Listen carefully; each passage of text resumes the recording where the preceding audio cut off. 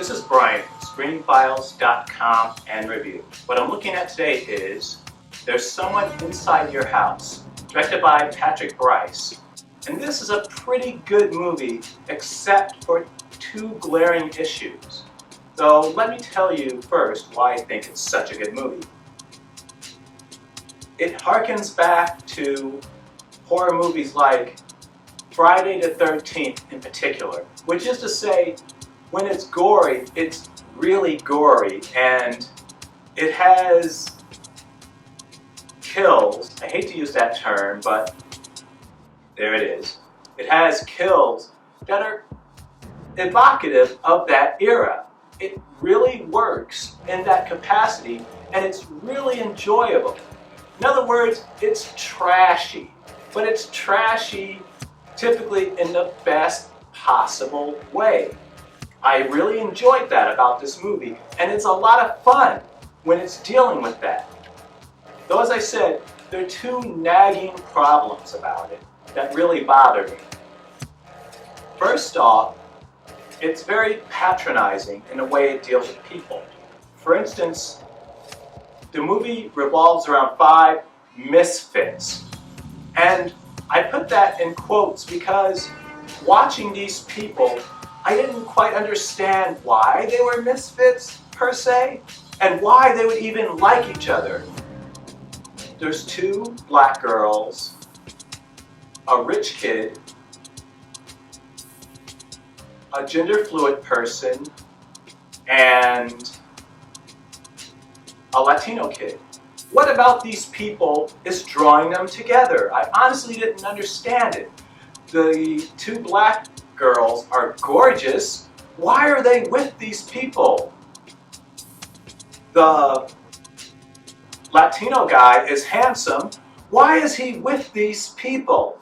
Now keep in mind, I'm not saying that these people couldn't be together. What I'm saying is the movie provided no reason for them to be together other than we're a little bit different than other people around us.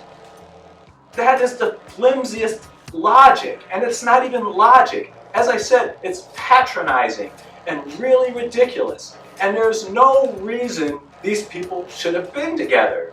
They shouldn't even like each other in anything approaching reality. And I'm repeating myself here, but I think it's important. As a movie maker, you have to provide justification for this. You have to make this make sense. And the movie doesn't even try to do that. It's very surface, very silly, and ultimately, as I said, very patronizing. I hated it. Another thing that the movie messes up on is the mystery itself, as in who the killer is. The movie gives it away very early. Literally in the title crawl, it gives it away because it reduces it to 2 individuals. The first individual because they look smart. That's it. There's nothing else you could logically base it on other than the person looks smart. The second person is fairly obvious. Keep in mind, your suspect pool is likely among the 5 misfits. Why? Because they're the only people who are actually people. Well, so to speak. Remember I mentioned that text crawl in the beginning?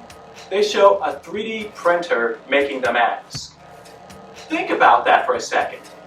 Only a person able to afford a 3D printer could do it. Now, if the movie were more clever, it would have had the 3D printer at the school where a whole bunch of people could access it. Or, I should say, a 3D printer at the school where a whole bunch of people could access it. That way, your suspect pool broadens significantly. But no, there is no 3D printer at the school, implying that an individual owns it. 3D printers aren't cheap. These are high school students who, as far as I can tell, don't work. So who could the killer be?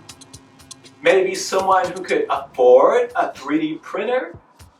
It's so irritating. This could have been a throwback to movies like Friday the 13th with gnarly kills. It could have been a really interesting mystery, but it throws away the mystery, is patronizing towards the relationships between the people, and that kind of dampens it somewhat. It's still pretty good. Oh, I should mention, by the way,